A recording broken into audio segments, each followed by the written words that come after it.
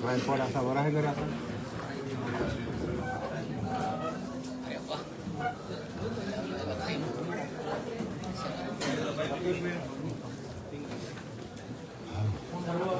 पत्रकार बांधव, electric media, state media, सर्व पत्रकार काम करतो हार्दिक स्वागत करतो. सन्माननीय नामदार रामदास आठवले साहेब, रिपब्लिकन पार्टी ऑफ इंडिया राष्ट्रीय पत्रकार परिषदेचं आयोजन केलेलं आहे. या पत्रकार परिषदेमध्ये रिपब्लिकन पार्टी ऑफ इंडियाचे महाराष्ट्र प्रदेश संघटक आदरणीय विजयदादा सोनवणे, मराठा उपाध्यक्ष चंद्रकांतजी ठाणेकर,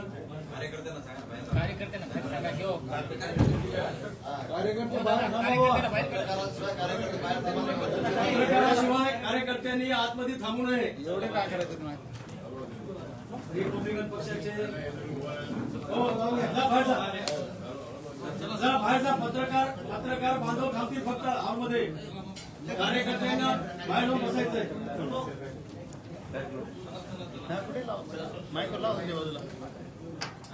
रिपब्लिकन पक्षाचे दक्षिण जिल्हा अध्यक्ष आदरणीय गौतमजी काळे, मी मिलिंद शिरोडकर, रिपब्लिकन पक्षाचा नांदेड उत्तर जिल्हाध्यक्ष संजय भालेराव, गंगाधर गायकवाड, चंद्रकांत दरेगावकर, तुळशीराम भुरे, माणिक गायकवाड, विवेक ओंकार, राहुल लांडगे, नंतर घ्या हो शेवटी.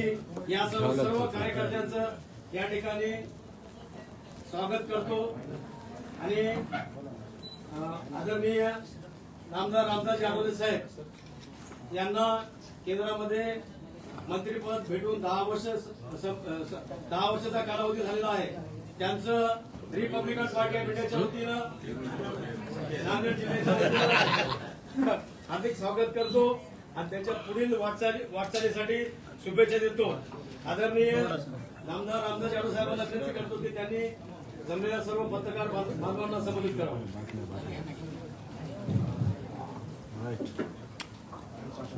नांदेड पत्रकार, इलेक्ट्रॉनिक मीडिया, प्रिंट मीडिया आणि त्या ठिकाणी उपस्थित आहे. नांदेड जिल्हा आरटीआयच्या वतीने आपलं आजचा जो माझा दौरा होता तो सावळे नावाचे एक परभणी जिल्ह्यामध्ये आमच्या आरटीआयचे चालू अध्यक्ष होते पूर्णा तालुक्यामध्ये. त्याचा या ठिकाणी मर्डर झालेला आहे. म्हणून त्यांच्या कुटुंबियांच्या सांत्वनासाठी मी त्या ठिकाणी जाऊन आलो.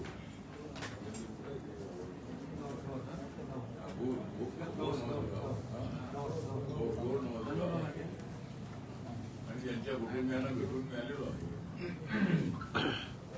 या प्रकरणामध्ये 2 आरोप पकडण्यात आलेले आहेत आणि त्याच्या आईने सांगितलं की जवळजवळ 14 लोकांची नावं आम्ही दिलेली आहे. तो पंचायत समितीला उभा होता आणि भांडणाचं कारण हे आहे की तो पंचायत समितीला उभा होता आणि म्हणून काही गावातल्या सवर्ण लोकांची त्याचा थोडा वाद झाला. त्यानंतर मग त्याच्या भावाच्या वाढदिवसाचा कार्यक्रम तो केक कापत असताना त्या ठिकाणी काही अडचण आले आणि तुला भावाचा वाढदिवस करण्याची काय आवश्यकता आहे म्हणून त्या ठिकाणी त्यांनी गडबड करण्याचा प्रयत्न केला आणि त्याच्यामध्ये त्यांच्यामध्ये मारामारी झाली आणि याच्याकडून अनावधानाने त्यांच्यावर हल्ला झाला होता आणि तो आणि 3 महिन्याची जेलमध्ये होता. 3 ते 7 महिन्याची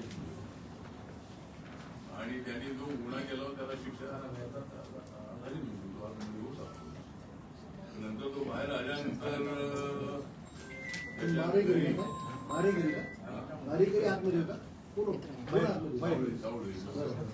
त्याचा मर्डर झाला. तो जेलमध्ये होता. 3 ते 7 गुन्हा लावण्यात आला आणि त्यानंतर तो सुटून आल्यानंतर काही लोक त्याच्या घरी आले. त्याला म्हणाले की बाबा आता आपला वाद आपण विकूया वाद करणं तो म्हणाला ठीक आहे काही हरकत नाही पण तरी सुद्धा त्यांनी त्याला मारण्याचा प्रयत्न केला आणि मोटरसायकलवर तो परभणीला जात असताना तो जाणीवपूर्वक त्याला सुरुवात केली. आणि त्याच वेळेला मागून एक पोलीस येत होता. त्या पोलिसांनी सगळं दृश्य पाहिलं आणि या केसमध्ये एक पोलीस आयोजित आहे. माझ्या समोर अशा पद्धतीचा गाडीचा धक्का देऊ त्याचा कपूर करण्यात आलेला आहे. त्यामुळं पोलिसांनी त्या ठिकाणी गुन्हा नोंदवलेला आहे आणि त्यामध्ये दोन आरोपींना पकडले आणि त्याच्या पवाड्यातलं तर सांगितलं की त्याच्या गाडीमध्ये असणाऱ्या दोघांना पकडलं. त्यामध्ये एक दुसरा मुलगा होता. त्याला पोलिसांनी सांगितलं की त्याला तुमच्या घालवण्यात आलं. आता एका पोलिसावर आरोप आहे. आणि त्यांच्या आईचं वडिलांचं म्हणणं असं आहे की 14 लोकांची नावं मी दिलेली आहेत आणि 14 लोकांच्या सोबत आमचा विचार होता आणि मग त्या ठिकाणी ऑन दी स्पॉट ते 14 तरी आहे. पण या प्रकरणामध्ये सर्वांनी मिळून प्लॅन केलेला आहे आणि म्हणून त्या 14 लोकांना पकडलं पाहिजे अशा पद्धतीची सूचना मी दिवाळी त्यांना केलेली आहे. त्यानंतर आपली हुमायून नावाचे एसपी त्या ठिकाणी आहे. त्यांना मी सांगितलेलं आहे त्याला एव्हिडन्सची आवश्यकता नसताना एव्हिडन्स आपला हवाच आहे. संपूर्ण स्टोरी जी आहे त्या स्टोरीचा अभ्यास केल्यानंतर त्या ठिकाणी जवळ 14 लोकांना पकडणं आवश्यक आहे. त्यांच्यावर कुणाचा गुन्हा नोंदवला पाहिजे अशा पद्धतीची आपली सूचना आहे. मी मुख्यमंत्र्यांना पत्र लिहिणार आहे आणि या प्रकरणाची सीआयडी मार्फत चौकशी झाली पाहिजे आणि याच्यामध्ये जे आरोपी असतील आम्हाला कोणाला विनाकारण याच्यामध्ये उद्भवायचं नाही आहे. कुणाचं आयुष्य बर्बाद करण्याचा आम्हाला अधिकार नाही आहे किंवा तशी आमची भावना नाही आहे. आणि तरुण आता त्या ठिकाणी मर्डर झालेला आहे. तो आमचा तालुक्याचा अगदीच होता ते प्रकरण आहे. त्यानंतर एक देगलूरला जे विद्यालय आहे त्या विद्यालयामध्ये दहावीला शिकणारी जी मुलगी होती मानव विकास विद्यालय जे आहे देगलूरला त्या ठिकाणी काल घटना घडलेली आहे आणि 10वीच्या अंधमुलीवर त्या ठिकाणी बलात्कार केल्याची तक्रार त्या ठिकाणी करण्यात आलेली आहे आणि त्यामध्ये 2 महिला वॉर्डनी आहे. 2 महिला वॉर्डनी आरोपी आहे. मुख्याध्यापक आरोपी आहे. त्यानंतर एक 17 वर्षाचा मुलगा त्याच्यामध्ये आरोपी आहे आणि संस्थाचे चालक जे आहे ते सुद्धा त्याच्यामध्ये आरोप घेण्यात आलेले आहे. त्यातलं जे प्रकरण आहे त्यामुळे सर्वांवर कारवाई झाली पाहिजे अशा पद्धतीची आमची सगळ्यांची मागणी आहे. मुलगी चिरडुगाची असल्यामुळं अॅट्रॉसिटीचा गुन्हा लावण्यात आलेला आहे आणि मुलीच्या कुटुंबियांना आमच्या मंत्रालयाच्या मार्फत 8,25,000 रुपयाची मदत आहे. ही मदत 8,25,000 मर्डरची केस झाली तर अॅट्रॉसिटी ऍक्ट मध्ये 8,25,000 रुपये देण्याच्या संबंधामधली स्कीम आहे आणि महाराष्ट्र शासनाने हे निर्णय घेतलेला आहे की 8.25 लाख रुपये तर देतात आमचे. पण ज्या ठिकाणी अॅट्रॉसिटी लागलेला आहे आणि एखाद्या दलिताला आदिवासीला खून झाला तर त्याच्या कुटुंबियातल्या एकाला सरकारी नोकरी देण्याचा निर्णय आपल्या सरकारचा आहे. आणि आतापर्यंत मला अधिकाऱ्यांनी सांगितलं की 2012 ते 2024 या काळामध्ये नांदेड जिल्ह्यामध्ये 34 मर्डर झालेले होते. त्या 34 मर्डरपैकी 20 कुटुंबियातल्या त्याच्या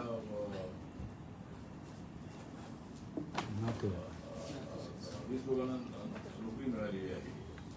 बाकीचे प्रस्ताव प्रलंबित आहेत म्हणजे ते प्रोसेसमध्ये आहे. त्यामुळे ते आता सर्वांना नोकरी मिळेल.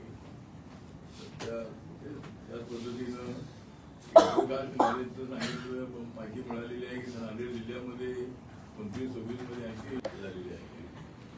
आमच्या डॉक्टर आंबेडकर फाउंडेशन आमच्या मंत्रालयाचं आहे त्याच्या अंतर्गत 2.5 लाख रुपये मिळतात. महाराष्ट्र सरकारचे फक्त 50,000 रुपयेच आहे. महाराष्ट्र सरकारला माझी विनंती आहे की राजस्थानमध्ये तर 10 लाख रुपये देतात. राजस्थान सरकारच्या वतीने इंटरकास्ट मॅरेजला 10 लाख रुपये देतात. त्यामुळे आपल्या राज्य सरकारच्या वतीने त्याची काय 1000 रुपये असं नाही आहे. परंतु देशामध्ये मात्र आहे की एका वर्षामध्ये जवळजवळ 2.5 लाखापेक्षाही जास्त इंटरनॅशनल मॅरेज होतात आणि अनेक स्टेटमध्ये अशा पद्धतीचे मॅरेज होतात.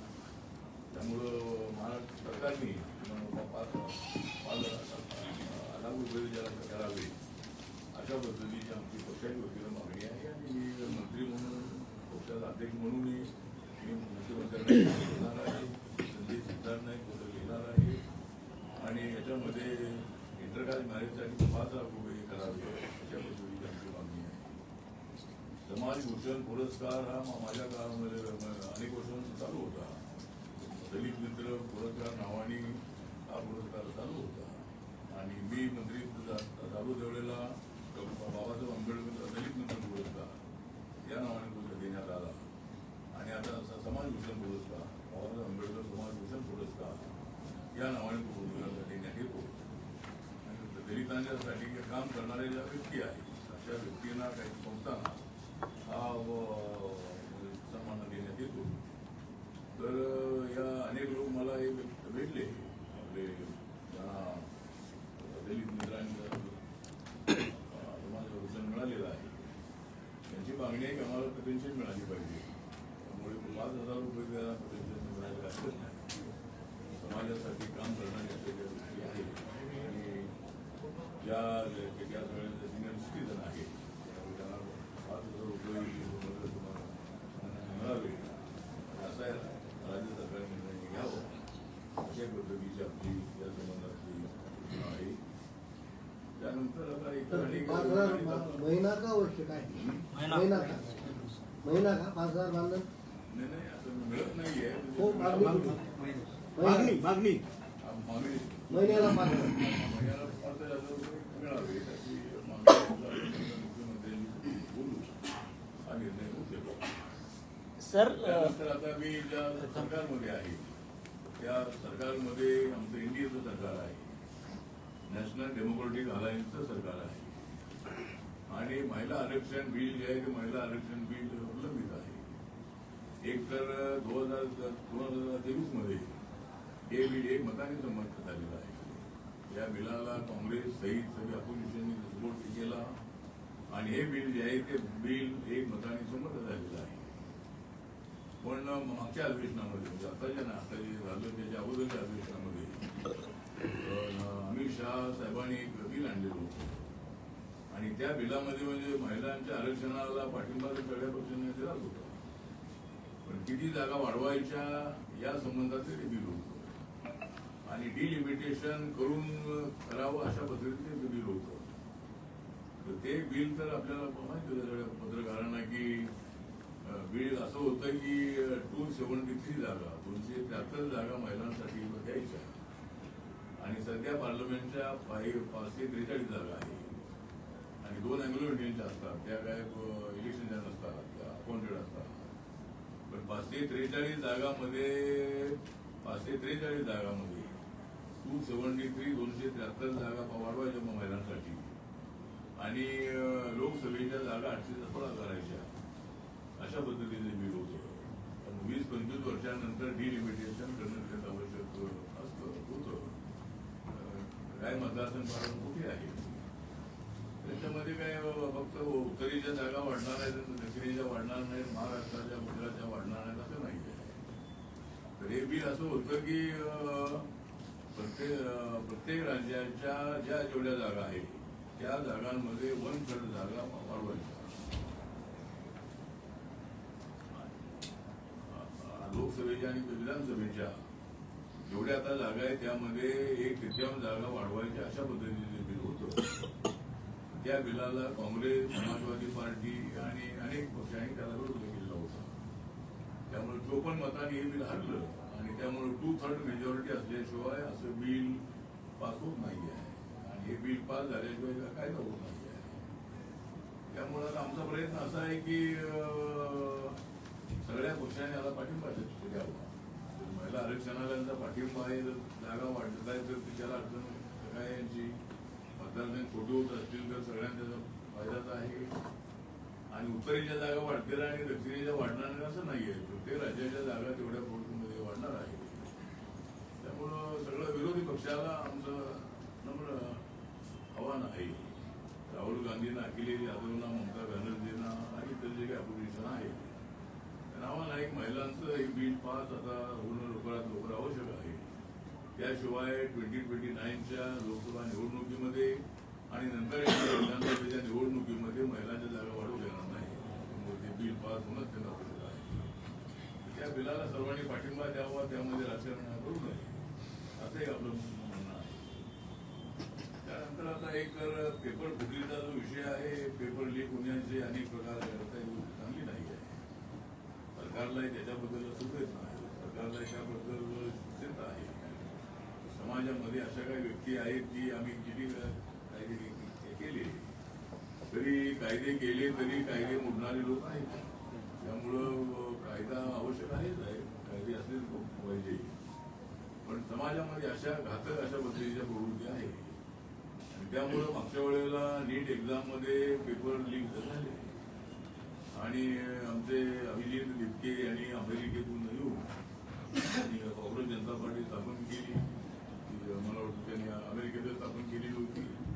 नंतर अभिजित हेगडे आला, तो आमचा बुद्धिस्ट कम्युनिटीचा आहे, हिंगोलीचा राहणार आहे आणि त्यांनी विद्यार्थ्यांना मोठ्या प्रमाणात जागृत करण्यामध्ये त्याला मोठं यश आलं आणि त्यांनी लढाई म्हणजे त्यांनी केली या विषयावरती.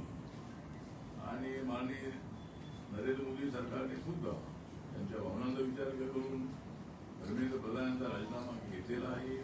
विद्यार्थ्यांवरती काही केसेस करू नका अशी त्यांनी मागणी केली, किती सुद्धा मान्य करण्यात आलेली आहे. अशा त्यांच्या सगळ्या मागण्या मान्य झालेल्या आहेत. त्यामुळं अभिजित दिप्ते हा तसा आंबेडकरांचा आहे आणि त्याचे वडील त्याचे इंजिनियर होते, ते आता रिटायर झालेले आहे. त्यामुळं आता माझी सूचना अशी आहे की अभिजित दिप्ते यांनी आता काँग्रेस जनता पार्टी सोडून किंवा प्रकार करू त्यांनी रिपब्लिकन पक्षामध्ये आलो. बाबासाहेब आंबेडकरांचा पक्ष पुढं चालवायचा आणि आपल्याला गटबाजी करायचा संबंध नाही. रिपब्लिकन पक्षाला स्ट्रॉंग होते बनवण्यासाठी, बाबासाहेबांच्या संविधानाचा पक्ष बनवण्यासाठी अभिजितचा आम्हाला चांगला उपयोग होऊ शकतो. सोशल मीडियावर अत्यंत ऍक्टिव्ह आहे. आम्ही बाहेर ऍक्टिव्ह आहोत पण तो आतमध्ये ऍक्टिव्ह आहे. त्यामुळे ठीक आहे, त्यांनी विचारायचा का करावा म्हणजे चांगल्या भावनेनं तो तसा ऍक्टिव्ह आहे. अमेरिकेमध्ये शिकून आलेला आहे. त्यामुळे तो आरपीआयने जर आला तर आरपीआय दायित्व होण्यासाठी त्यांनी मदत होऊ शकेल आणि रिपब्लिकन पक्ष व्यापक करण्यामध्ये त्याच्या आंदोलनामध्ये सगळ्यात जाती त्याप्रमाणे आता मी जो आरपीआय चालवतोय त्यामध्ये सुद्धा सगळ्यात जातीचे लोक आहेत. अनेक स्टेटचे अध्यक्ष आमचे नॉन दलित आहेत, काही ठिकाणी मुस्लिम आहे, काही ठिकाणी रेड्डी क्षत्रिय आहे. अशा पद्धतीने अनेक जातीचे लोक सध्या माझ्या सोबत आहे आणि माझा पक्ष हा देशाच्या 28 राज्यामध्ये काम करतो आहे. मला दिल्लीला जाण्याची संधी मिळाल्यामुळे पक्ष देशभर वाढलेला आहे. महाराष्ट्रामध्ये आमचा पक्ष आहेच आहे, परंतु महाराष्ट्रामध्ये काही सत्तेचा सहभाग आम्हाला मिळत नाही आहे. तुम्ही प्रश्न विचारण्याच्या अगोदर मी सांगतो की आम्हाला त्यामुळे म्हणजे ठीक आहे, मिळत नाही म्हणजे आता एक तर बीजेपीची अडचण झालेली आहे, त्यांच्याकडे एवढे लोक आलेले आहेत, एवढे सगळ्या पक्षातून लोक सगळे येऊ लागलेले आहेत. कोणाकोणाला सांभाळायचं अशा पद्धतीची त्यांची अडचण आहे. त्यांना माहीत आहे की आठवले काय त्याचे एकदम आता चुकीचा निर्णय घेणार नाही. आठवलेना काय नाही केलं तरी आठवलेना दिलेलं आहे, पण त्याच्यामध्ये मी समाधानी असं नाही आहे. मला मिळालेलं आहे. मी थर्ड टाइम मी राज्यसभेवर आलेलो आहे. 3 वेळेला मी काँग्रेस अलायन्समध्ये लोकसभेमध्ये होतो. आता नरेंद्र मोदींच्या सरकारमध्ये मी 3 वेळेला मी राज्यसभेवर आलेलो आहे. त्यामुळं मला मिळालेलं आहे, पण ज्या लोकांनी मला दिल्लीला पाठवलेलं आहे त्या लोकांनी मला दिल्लीला पाठवले म्हणून केंद्रात मंत्री झाले, रामदास आठवले. त्यामुळं मी तर मंत्री झालेलो आहे, पण इथल्या लोकांना काही मिळालं पाहिजे आणि माननीय देवेंद्र फडणवीस यांच्याशी मी चर्चा केलेली आहे. त्यामुळे रिपब्लिकन पक्षाला एक एमएलसी आणि 1-2 अध्यक्षपदाची जबाबदारी मिळावी. काही 20-30 लोकांना 30-40 लोकांना तरी महामंडळात मेंबरशिप मिळावी. जिल्ह्याच्या कमिट्यामध्ये आम्हाला संधी मिळावी. पालकमंत्री आणि आरपीआय हा आपल्यासोबत आहे हे लक्षात ठेवू. डीपीडीसी आणि बाकीच्या कमिट्या करत असताना सीपीआयच्या कार्यकर्त्यांपर्यंत यादी मागवू आम्ही आणि तसे मी माननीय मुख्यमंत्र्यांना दिलेले आहे. रवींद्र चव्हाण यांच्याशी बोललेलो आहे. त्यामुळे आपल्याला आम्ही सुट्टीमध्ये सहभाग मिळाला पाहिजे अशा पद्धतीची आपली सूचना आहे आणि नक्की कार्यकर्त्यांना मिळाली पाहिजे असं आपलं मत आहे. 12 वर्षात मोदींना कुणीही झुकवलं नाही किंवा मोदी कुणाही पुढे नमले नाहीत अशा प्रकारची एक चर्चा आतापर्यंत होत आली. परंतु अभिजित दिपकेनं कॉक्रोच जनता पार्टीनं मोदींना झुकवलं असाही एक विचार प्रवाहित होत आहे. काय म्हणणं आहे? नरेंद्र मोदी कोणासमोर झुकणारे नाही त्याला विषय अजिबात नाही आहे. सरकार म्हणून त्यांची जबाबदारी होती आणि आम्हाला असं वाटत होतं की राजीनामा आता सुरूच नाही की राजीनामा जरी गेला तरी आता आपण हायकोर्टाच्या एक्झाममध्ये गडबड झालेली आपण पाहिजे आहे. अधिकाऱ्यांनी सिन्सिअर राहिलं पाहिजे. अधिकाऱ्यांनी एक्झाम घेण्यापूर्वी कॉम्प्युटर ठीक आहे का नाही आहे, काय सगळं आहे का नाही ते तपासून एक्झाम घेतली पाहिजे. तर आता अधिकारी वर्ग किंवा अशा पद्धतीचे काही लोक आहेत त्यामुळं नरेंद्र मोदींना झुकवलं असं काय अजिबात नाही आहे. उलट नरेंद्र मोदीजींनी सगळ्या भावनांचा विचार करू रवींद्रजीचा राजीनामा घेतलेला आहे आणि सगळ्या त्यांच्या मागण्या मान्य केलेल्या आहेत. त्यामुळे म्हणता येणार नाही. लोकांच्या भावनांचा विचार करून शेवटी मोदीच्या लक्षात आलं की आपल्याला या तरुणांच्या भावनांचा विचार करणं आवश्यक आहे. तरुणांनी आपल्याला सत्तेवर आणलेला आहे. सोशल मीडियामध्ये नरेंद्र मोदीचं नेतृत्व बघून या तरुणांचा मोदींना प्राईम मिनिस्टर करण्यामध्ये फार मोठा वाटा आहे. त्यामुळं आमच्या अजेंड्यामध्ये युवा, महिला, गरीब आणि शेतकरी यांना मजबूत करायचं अशा पद्धतीची आमची सगळ्यांची भूमिका आहे. सबका साथ सबका विकासची भूमिका आहे आणि सबका साथ सबका विकासमध्ये सुद्धा अभिजित दिपके सबका साथ सबका विकासमध्ये सगळ्यांचा विकास आहे.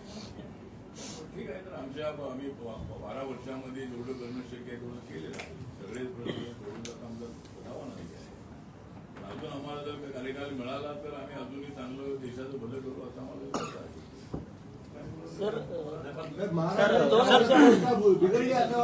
मोदी आणि म्हणजे अमित शहा संसदेमध्ये आले नाही काय म्हणणं आहे?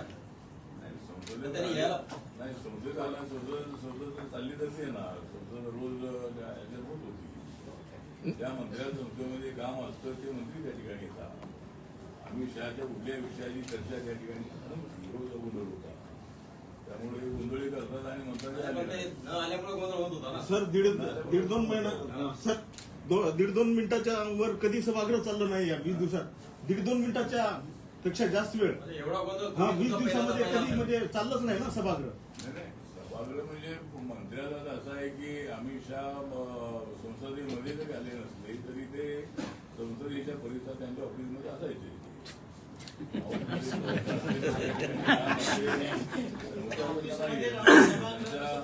आणि मग नंतर त्यांनी आम्ही जबाब द्यायला तयार आहे अशी भूमिका घेतल्यानंतर ते पुढे गेले. त्यामुळे गोंधळ रोज करायचं आणि म्हणायचं की अमित शहा आले नाही, मोदी आले नाही. मोदी तर रोज सगळ्या लोकांना भेटत होते. असं वाटतं का तुम्हाला महाराष्ट्रात कायदा सुव्यवस्था बिघडली असं वाटते का? तुमच्याच कार्यकर्त्याचा फोन झालाय. होऊ नये असं एकतर देवेंद्र फडणवीस यांच्या नेतृत्वाखाली ते होम मिनिस्ट्री फॉर्म करत आहेत. पोलीस डिपार्टमेंट ऍक्टिव्ह करून होतात. अशा पद्धतीच्या घटना होऊ नयेत यासाठी काळजी घेणं अत्यंत आवश्यक आहे. चांगल्या पोलीस अधिकाऱ्यांची नेमणूक करणं अत्यंत आवश्यक आहे. वेळोवेळी त्याचा रिव्ह्यू घेणं अत्यंत आवश्यक आहे. त्यामुळे दलितांवरचे जे अत्याचार आहे ते अत्याचार जे आहे ते आज खेड्यापाड्यामध्ये होत आहे. कारण कुठलं तरी निमित्त असतं आणि त्या निमित्ताला दलितांवरती अत्याचार होतात. आणि एक गोष्ट तरी आहे की आमच्या समाजातल्या महिला असतील, तरुण असतील, तरुणी असतील त्या एवढ्या ऍक्टिव्ह झालेल्या आहेत की त्या स्पष्टपणे आपली बाजू मांडत असतात. म्हणजे आता मी त्या ठिकाणी गेलो सावळीच्या घरी याही सांगत होती की जर आम्हाला पोलिसांनी बंदोबस्त दिला असता किंवा आम्हाला संरक्षण आम्ही मागत होतो तर आम्हाला ते मिळालं नाही त्या संरक्षण. त्यामुळं आमच्या मुलाचा असा मर्डर झालेला आहे. त्यामुळं त्या ठोसपणे आपली बाबा सर, समाज कल्याण मंत्री संजय सिरसाट यांना 26 जूनला जे पुरस्कार देण्यात येते आतापर्यंत देण्यात आला नाही. समाज कल्याण मंत्री संजय शिरसाट 26 जूनला जे आपल्या लोकांना पुरस्कार देण्यात येते आतापर्यंत देण्यात आला नाही. कोणता पुरस्कार? 26 जूनला सामाजिक न्याय दिनानिमित्त कार्यक्रम राबवला जातो. देण्यात आला नाही पण यादीवर बोलते म्हणजे प्रोसेस झालेला आहे. पण एप्रिलमध्ये जर तो पुरस्कार द्यायला हवा. पुरस्कारापेक्षा इतर कार्यक्रम इतर आणि आपल्या समोर आहे. पुरस्कार पण देत राहिलो तर माझी मागे राहतात तर तरी हा पुरस्कार मिळाला पाहिजे. संजय शिरसाट बोलतो आणि लोकांना लवकर पुरस्काराला पाठवून झालं पाहिजे असं आम्ही. सर महात्मा फुले आर्थिक विकास महामंडळाचे 2022 पासून महात्मा फुले महामंडळाच्या कुठल्याही फाईल पास झाल्या नाही. NSF-DC अंतर्गतच्या वगैरे अनेक कार्यकर्त्यांचे प्रस्ताव हे प्रलंबित आहेत. त्याचं कारण हे आहे की आमचं NSF-BC आमच्या मंत्रालयाच्या अंडर आहे. त्या ठिकाणी पद्धती अशी आहे की राज्य सरकारने गॅरंटी द्यायची असते. 300 कोटीची गॅरंटी हे महात्मा फुले कॉर्पोरेशन, 100 कोटी गॅरंटी अण्णाभाऊसाठी विकास महामंडळ आणि रविदास महामंडळाची 50 कोटी अशी 450 कोटीची गॅरंटी त्यांना तिकडे पाठवायची होती. पण राज्य सरकारकडून थोडा उशीर लागला आणि आता गॅरंटी मिळालेली आहे. आणि गॅरंटी मिळाल्यानंतर आता ते प्रस्ताव आता आमच्या मंत्रालयाकडे आले की मग आम्ही त्यांना सगळे करून देणार आहे. त्यामुळं गॅरंटी दिल्याशिवाय NSF-BC पैसे येत नाही. गॅरंटीचा उशीर लागल्यामुळं ती अडचण आलेली आहे. पण राज्य सरकारने सुद्धा प्रत्येक वर्षाला गॅरंटी देण्याच्या संबंधात एक सिस्टीम ठेवली पाहिजे. आणि एकदा वर्षाला 200-300 कोटी 100-200 कोटीची गॅरंटी दिली तेवढे पैसे येतात. 10 लाख 20 लाख 30 लाख 35 लाख अजून एखादा कोणाला गाडी घ्यायची आहे, कोणाला धंदा टाकायचा आहे तर अनेक तरुण त्यासाठी फार मला रोज फोन करतात. आमच्या मंत्रालयाचा विषय आहे पण राज्याने आता गॅरंटी पाठवलं. कालच मी साहेबांमध्ये बैठक घेतली. तिने महामंडळाचे अधिकारी आले होते. त्यांनी सांगितलं की आता आम्ही गॅरंटी मिळालेलं पत्र पाठवलेलं आहे आणि महिन्याभरामध्ये सगळे पैसे रिलीज होतील. सर घरकुलासाठीचे बजेट दिलं जातं. सर नांदेड जिल्ह्यातल्या एका जिल्हा परिषद शिक्षकाने 2 मुलांसह आत्महत्या केली. तो दलित शिक्षक आहे. 17 जुलै रोजी ही घटना घडली. पण अद्यापही म्हणजे 4 शिक्षक त्यांचे सहकार्याची नावं व्हॉट्सअप स्टेटसला ठेवून त्यानं ती आत्महत्या केली होती. त्या 4पैकी एकालाही अटक केली नाही. आणि आपल्या समाज कल्याण विभागाला अजूनही पोलिसांनी ह्या अॅट्रॉसिटी कलम जो दाखल झालाय त्या संदर्भात कुठलीही माहिती दिली नाही. मला याच्या प्रकरणाची माहिती नाही पण जर असं घडलं असेल गंभीर आहे. 2 शिक्षकांनी नाही एक शिक्षक आणि 2 एक शिक्षक मुलांना मारून सुद्धा आत्महत्या केली शिक्षकांनी. मुलांचा खून करून हो ठीक आहे. त्याने स्वतः आत्महत्या केली. आता म्हणजे आपल्या 2 मुलांचा हत्या करून त्यांनी आत्महत्या केली आहे. आता कोणत्या कारणामुळे त्यांनी आत्महत्या केली, कोणत्या कारणामुळे शिक्षण विभागाचे अधिकारी शिक्षण विभागाचे जे अधिकारी आहेत त्यांच्या त्रासाला अधिकारी याची पोलिसांनी चौकशी करणं अत्यंत आवश्यक आहे. विनाकारण कोणी आत्महत्या करत नाही. या कारणांचा शोध त्यांनी घेतला पाहिजे. मी आणि या प्रकरणामध्ये काहीतरी दारीदोरी पोलिसांमध्ये लागली पाहिजे. आता मुंबईला जर एखादा मर्डर झाला तर 24 तासामध्ये असलंही काही नसताना माहिती लगेच पोलिसांना पकडतात. 24 तासामध्ये त्यांना पकडतात. नांदेडच्या पोलिसांनी थोडं ऍक्टिव्ह राहिलं पाहिजे. यामध्ये घडलं असेल तर त्यांनी त्याचा लवकर करावी आणि याच्या पाठीमाग कुठल्या कारणामुळे त्यांनी आत्महत्या केलेली आहे. अनेक वेळेला लगेच 1-2 दिवसामध्ये आपल्याला माहिती मिळते. सर घरकुलाचं बजेट पोलिसांमध्ये लक्ष द्यावं आणि मी त्यांना बोलून काय त्याचा उलगडा करण्यासाठी. सर आता आपण म्हणाला की 2 डिलिमिटेशनचा मुद्दा तर 2023 मध्ये संसदेनं हा डिलिमिटेशनचा म्हणजे बिल जे आहे ते मंजूर केलं होतं. तेव्हा भाजप म्हणाली होती की जनगणनेच्या नंतर आपण याचं इम्प्लिमेंटेशन करू. मग आता घाई कशासाठी एवढी? आता काही यासाठी की जर 29ला हे लागू करायचं असेल तर आता नाही केलं तर मग नंतर होत नाही. पुढची जनगणना 27 झाल्यानंतर करू. आता जे आहे ते 2011च्या जनगणनेप्रमाणे आता जी जनगणना होणार आहे, आता जी 21वी जनगणना होणार आहे. त्यामुळं जनगणनेचा निर्णय आमच्या सरकारने घेतलेला आहे सगळ्यांसाठी.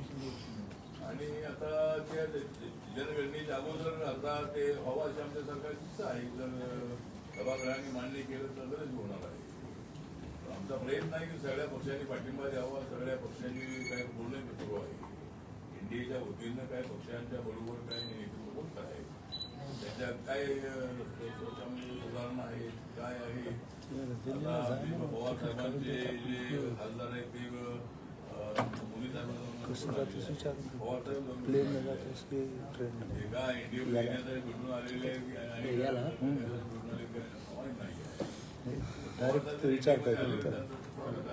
असं नाही आले तरी पण आमचं स्वागत आहे. सिनियर नेते आहेत आणि योग्य वेळेला योग्य निर्णय घेण्यामध्ये त्यांच्यामध्ये चांगली हिंमत आहे. वय एवढं झालेलं आहे तरी ते अत्यंत ऍक्टिव्ह राहिलेले आहेत. आणि एक तर त्यांचा जर आम्हाला या महिलांचं बिल पास होण्यासाठी जर त्यांची मदत मिळाली, त्यांच्याकडे 8 खासदार आहेत. तर आम्ही आकड्याची जुळवाजुळव चाललेली आहे. 2 ठाकरेची 7 खासदार आमच्याकडे आलेले आहे. राहिलेले 2 खासदार ते काय येणार नाही म्हणून आम्ही काय आपणच असायला 6 खासदार आमच्याजवळ आलेलेच आहेत आता. त्यामुळे ते आणि आता डीएमकेचे जे 24 आपले ममता गांधीजी 20 खासदार आहेत ते आमच्याजवळ आहेत. पण ममता संजींदा पक्ष सोडून वेगळं आलेले आहेत. आणि वेस्ट बेंगॉलमध्ये माझ्या पक्षामध्ये सुद्धा टीएमसी अनेक लोक येत आहेत. टीएमसी बेंगॉलमध्ये 36% आहे. आणि त्या ठिकाणी सुद्धा आमचा पक्ष वेस्ट बेंगॉलमध्ये वाढतो आहे. आता हे आमचा प्रयत्न आहे की हे बिल जे आहे ते जर आमच्या ठाकरे जर जुळले तर स्पेशल लोकल अधिवेशन 3 दिवसात होण्याची शक्यता आहे. सर मेरा सवाल FCRA को लेके है सर. FCRA विदेशी अंशदान विनियमन संशोधन बिल, इस बिल को विपक्षी दल, अल्पसंख्यक संस्था और शिक्षण संस्था कड़ा विरोध कर रहे हैं. इसके बारे में क्या कहेंगे? FCRA का जो बिल है अभी हर एक को अपनी भूमिका लेने का अधिकार है, लेकिन FCRA का जो बिल है अनेक संस्थाओं को मुलाच पण बोलायला लोगों के लिए, संस्थाओं को, अनेक टीम के लिए वो पैसे उपलब्ध होता है. तो FCRA का इन लोगों ने विरोध करने के बाद ये बिल जो ज्वाइंट पार्लियामेंट्री कमेटी जो है जेपीसी के पास भेज दिया है और अभी जेपी पेपर स्टडी करेगी और बाद में मतलब इसका निर्णय हो सकता है. लेकिन ये बिल का विरोध कर रहे हैं, इसका सरकार को इसका फायदा नहीं है. सरकार दूसरों के फायदे के लिए कर रही है. इसलिए अभी देखिए जेपीसी के पास अभी बिल है, इस पर स्टडी होगा और बाद में क्या होता है. उद्धव ठाकरे की एकनाथ शिंदे शिवसेना कुणाची? एकनाथ शिंदे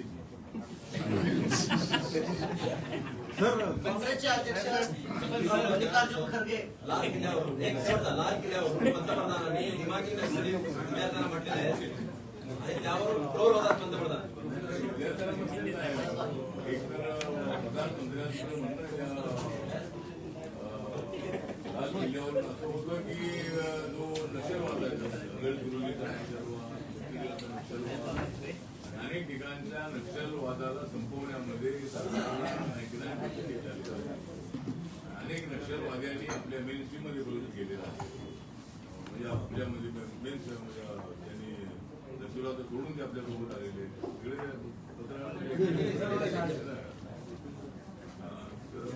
तर पंतप्रधान असं म्हटलेलं आहे की आम्ही सुद्धा पॅन्थरच्या काळामध्ये नक्षलवादांपेक्षा सुद्धा खतरनाक होतो, पण मागून वार करणे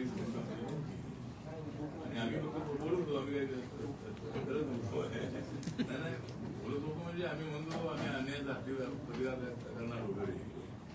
तर आता त्यांनी असं सांगितले बाबा आता नक्षलवाद आम्ही समोर आणलेला आहे. पुन्हा नक्षलवाद उभारून येण्यासाठी शहरातले किंवा कुठले बौद्धिक साहित्य विचारवंत आहे आणि असं काही लिखाण करू नये की त्यामुळं पुन्हा नक्षलवाद उभारून येईल. त्या म्हणण्याचा उद्देश होता की बौद्धिक नक्षलवाद जे काही लोक आहेत त्यांनी लिहावं. त्यांनी आंबेडकरांना मी तर नक्षलवादांना अनेक वेळा आव्हान केलं नक्षलवादाचं आंबेडकरचं स्वीकारा आणि मेन स्ट्रीममध्ये या. नेपाळचे जे आपले तर प्रचंड होते. माओवादी चळवळीचे मेन नेते होते. नंतर ते मेन स्ट्रीम मध्ये आले आणि ते देशाचे आपले प्रधानमंत्री झाले नेपाळचे. त्यामुळं नक्षलवाद्यांची मुवमेंट जवळजवळ संपत आलेली आहे. त्यांच्या म्हणण्याचा उद्देश होता की भडकावण्याचं लिहू नका, शांततेचं लिहा, संविधानाच्या चौकटीमध्ये असं लिहा. एवढं त्यांचं पण नव्हतं. ते काय आपल्या काँग्रेस जनता पार्टीवाल्यांसाठी काय विषय हो नाही, कॉक्रोचच्या पाठोपाठ आता दिमागी नक्सल जनता पार्टी सुद्धा अकाउंट मध्ये आली आणि ऍक्टिव्ह झाली. दिमागी नक्सल जनता पार्टी निर्माण झाली. दिमागी नक्सल डीएनजेपी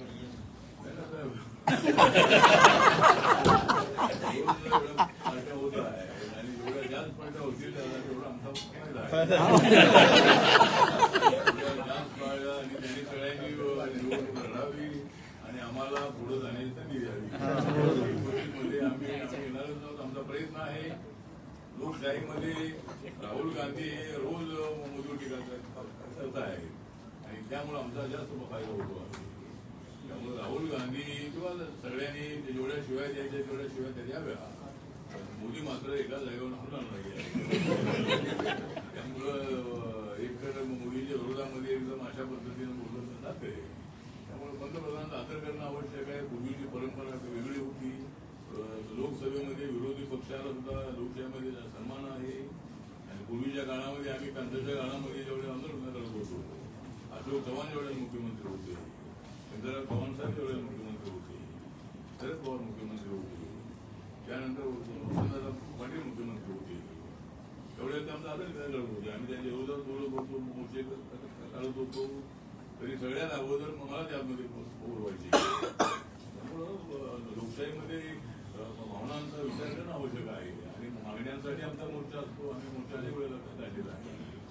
त्यामुळे मला असं वाटतं की राहुल गांधी यांनी काँग्रेसला वाढवण्याचा प्रयत्न करावा. राहुल गांधीने आमची चिंता करू नये आणि जोपर्यंत नरेंद्र मोदी आणि मी एकत्र आहे, तो आम्हाला हलवून असल्याचा गोड आहे.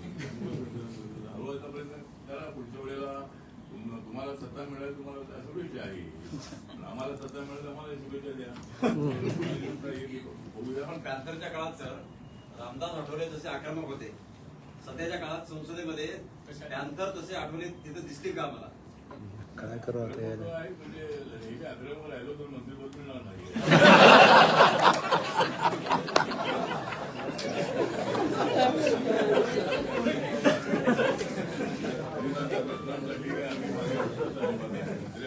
मंत्रिपद आज आहे, उद्या नसेल. त्यामुळं मंत्रिपदापेक्षा कार्यकर्ता पद माझं महत्वाचं आहे. त्यामुळं ठीक आहे. आता आम्ही एकदा आता मंत्री झाल्यानंतर मी फार उलट बोलू लागलो तर मंत्र्याला नाही करायला पाहिजे. मी माझ्या मनामध्ये नेहमीच अन्याय होत असते तर माझ्या मनामध्ये उतरू असतो, माझ्या मनात भावना असतात. पण मी लोकसभेमध्ये केलेल्या चारोळ्या जगभरामध्ये प्रसिद्ध आहे. मी जगाच्या कुठल्याही देशामध्ये गेलो तरी माझे फॅन त्या ठिकाणी आहे. ते मला सांगतात तुमचे चारोळे मला आवडतात आणि मी त्यांना सांगतो की तुम्ही अमेरिकेत आले म्हणून मला आवडतंय, तुम्ही तिकडे गेलेला. ठीक आहे. तर असे अनेक लोक आहेत.